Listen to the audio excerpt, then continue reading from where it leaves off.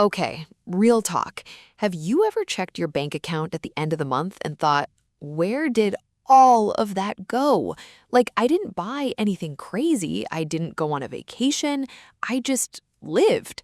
And somehow the money just disappeared. Yeah, that feeling? We're talking about that today. Oh, I feel that so deeply, so deeply. Welcome, everyone, to the Daily English Conversation Club. I'm Leo. And I'm Zara, and today, this topic is a good one. We're talking about saving money versus spending money.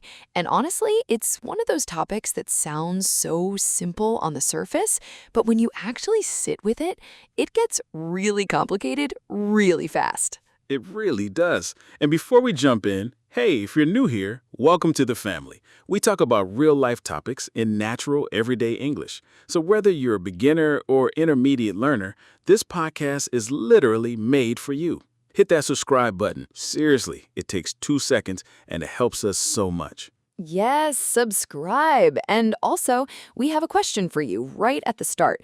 Are you more of a saver or a spender? Be honest. Drop your answer in the comments. We genuinely love reading them. And Leo and I always disagree about this kind of stuff, so we want to know what you think. We do always disagree.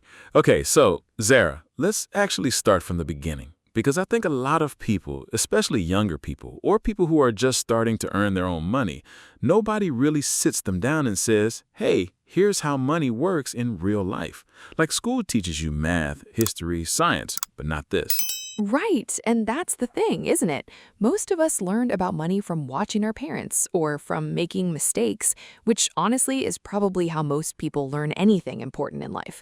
But the problem is, if your parents didn't have great money habits, or if they never talked about money openly, you kind of just figure it out on your own, and that can take years. Yeah, and by the time you figure it out, you've already made 100 small mistakes. I remember when I got my first real job, I was so excited. I finally had money coming in every month.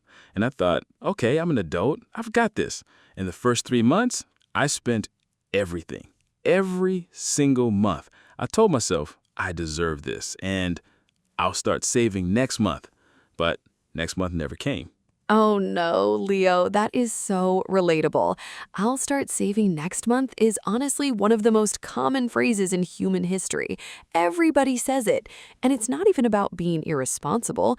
It's just that spending feels good right now, and saving feels like a reward you get someday in the future, which feels far away. Exactly. And that's actually the psychology behind it. Our brains are kind of wired to want things immediately. It's called, and here's a little vocabulary moment for our listeners, it's called instant gratification. Instant means right now, immediately. Gratification means satisfaction, pleasure, the feeling of getting what you want. So instant gratification means I want the good feeling now. And saving is basically the opposite of that. When you save, you're telling your brain, wait, not yet. We're going to be patient. And honestly, that goes against our natural instincts a little bit, which is why it's hard.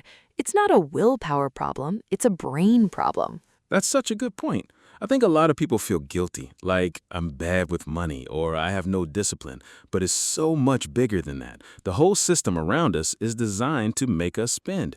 Ads everywhere, easy online shopping, one-click purchases. It's all built to take your money as smoothly as possible. Wow, okay, we are already getting into the deep stuff, and we've barely started.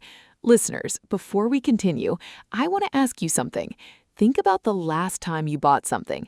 Was it something you needed or something you just wanted in that moment? Sit with that. We'll come back to it. Don't go anywhere. Okay, so we talked about how saving is psychologically hard and how the world around us is kind of set up to make spending the default. But Zara, I want to get into something more specific because I feel like a lot of people hear you should save more and they think, okay, but how? Like, I'm already working hard, I'm already busy, and honestly, I'm not living some lavish lifestyle. Where's this extra money supposed to come from? Yes, that's the real question, isn't it? And this is where I think the conversation gets really honest, because there's this idea, you've probably heard it, called the latte factor. Have you heard of this, Leo? I have, yeah. It's the idea that if you stop buying your daily coffee, you'll save enough to retire rich, right? Yes, and honestly, I have mixed feelings about it. On one hand, it's true that small daily spending adds up. Like, if you buy a coffee for, let's say, 200 rupees every single day, that's about 6K a month. That's 72K in a year, just on coffee. That's real money. That is a lot when you put it like that. It is, but on the other hand, and this is the part that gets left out, telling someone just stop buying coffee completely ignores the bigger picture. If your rent is too high, if your salary is too low, if you have debt or family responsibilities, skipping your morning coffee isn't going to fix those problems. And I think it can actually make people feel worse because they try to cut tiny things, nothing changes, and then they feel like failures. That's so well said. It's like you're putting a tiny bandage on a big wound. It's not that the small things don't matter, they do. But you also have to look at the big picture. What are your biggest monthly costs? What are you spending the most on? That's where the real decisions are. Exactly. And this is a good moment for our listeners to actually pause and think. What is your biggest expense every month? Is it rent, food, transport, subscriptions you forgot about? Because most people, when they really look at their spending, they find 2 or 3 things that are taking most of their money, not 20 small things, 2 or 3 big ones. Right, and once you identify those, you can actually make a plan. Which brings me to something I think is really, really important, and something I generally believe changed how I think about money. It's the difference between spending and wasting.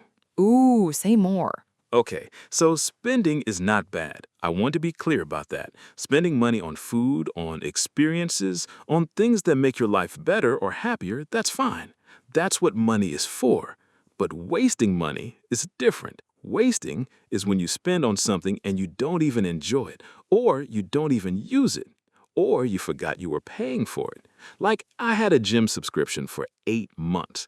8 months, Zara. I went maybe 4 times. Leo, 4 times in 8 months? I know, don't judge me. But that's the thing. I wasn't even making a choice to not go. I just kept forgetting or kept saying tomorrow. And the money was leaving my account every single month quietly in the background.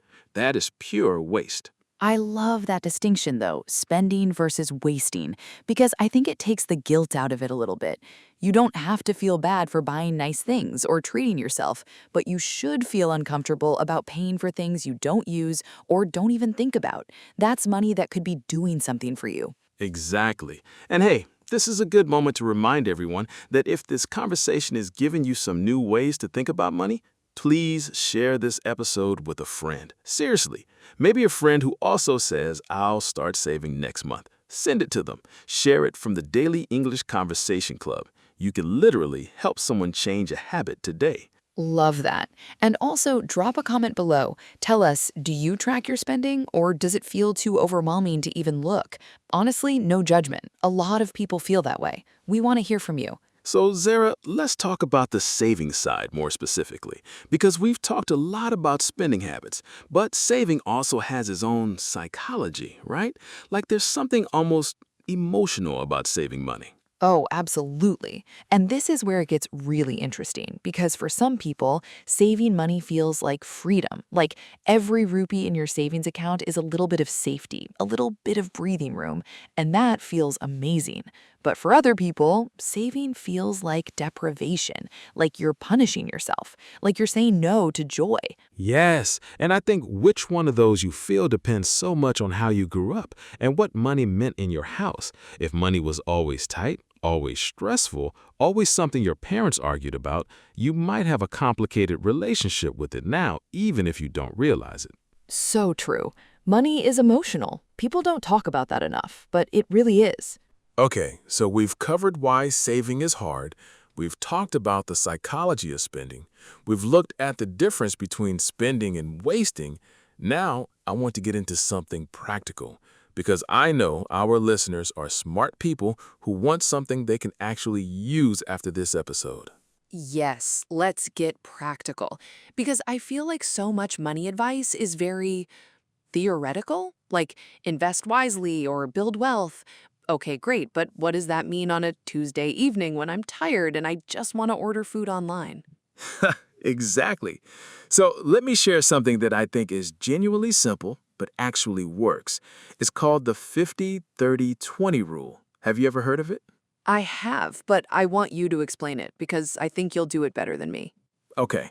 So the idea is this. When you get your income, your salary, or whatever money comes in, you divide it into three parts. 50% goes to your needs. These are non-negotiable things: rent, food, transport, electricity, medicine, stuff you have to pay. 30% goes to your wants, things that make life enjoyable: eating out, hobbies, shopping, entertainment. And the last 20%, that goes straight to savings before you do anything else with it. And that last part is key before you do anything else, because a lot of people do it the other way around. They spend first and then they try to save whatever's left, and usually nothing is left. Nothing is left, which is why the advice is pay yourself first. That's the phrase. Pay yourself first, meaning before you pay anyone else, before you buy anything else, you put that savings money away. Automatically, if possible. Set up an automatic transfer on the day your salary arrives. I started doing this about 2 years ago, and honestly, it changed everything for me. Because when the money is already gone from your main account, you don't even think about it. Your brain adjusts to whatever's left. It's kind of like, you know how when your phone's battery is at 40%, you start being more careful, you charge it when you can, you turn off things you don't need. Your brain does the same with money. That is such a good analogy. I've never heard that before, the battery analogy. I love it. Thank you, thank you. I thought of it just now, actually. Okay, so mini challenge for our listeners today. Here it is. This week, just this week, write down every single thing you spend money on. Every cup of tea, every auto ride, every online order, every subscription. Just write it down. Don't judge yourself. Don't try to change anything yet. Just observe, because you can't fix what you can't see. That's genuinely one of the most useful things you can do. Awareness before action. Most people have no idea where their money actually goes until they track it. And when they see it, it's a wake-up call. Okay, let's do a quick vocabulary recap, because this is the Daily English Conversation Club after all, and we want to make sure everyone walks away with some useful words and phrases. Yes, so today we used instant gratification, wanting reward right now. The latte factor, the idea that small daily costs add up over time. Pay yourself first, saving before spending. And 50-30-20 rule, dividing your income into needs, wants, and savings. And one grammar thing.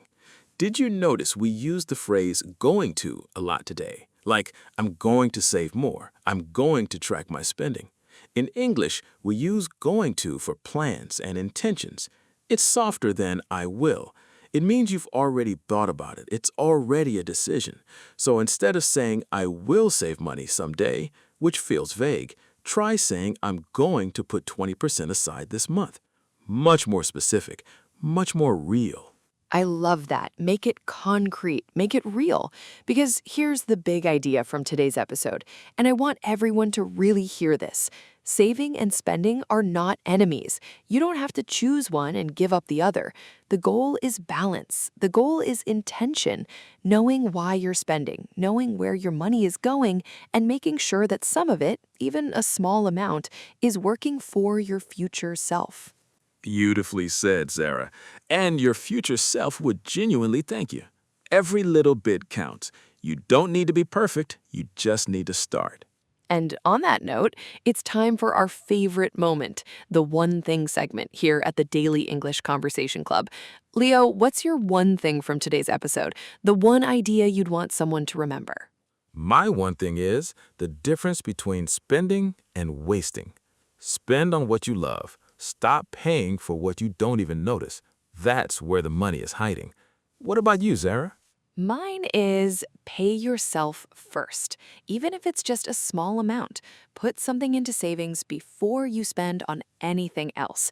Start that habit now, not next month, not someday, now. Yes, perfect. Okay, everyone, that is a wrap on today's episode. Thank you so much for spending your time with us here at the Daily English Conversation Club. If you enjoyed this episode, please subscribe. It genuinely helps us reach more learners around the world. Share this with a friend who's trying to learn English, or a friend who also can't explain where their money went this month. Either works, honestly. And leave us a comment. Tell us, are you a saver or a spender? Or maybe you're both, depending on the day. We want to know. We read every single comment. Next time, we're talking about something that I think is going to be really powerful. We're diving into how to have difficult conversations in English. You know, those moments when you need to say something important, but you don't know how to start? Yeah, that one. So good. Don't miss it. Until then, keep listening, keep practicing, and keep showing up. Your English is growing every single day. Take care, everyone. See you next time. Bye.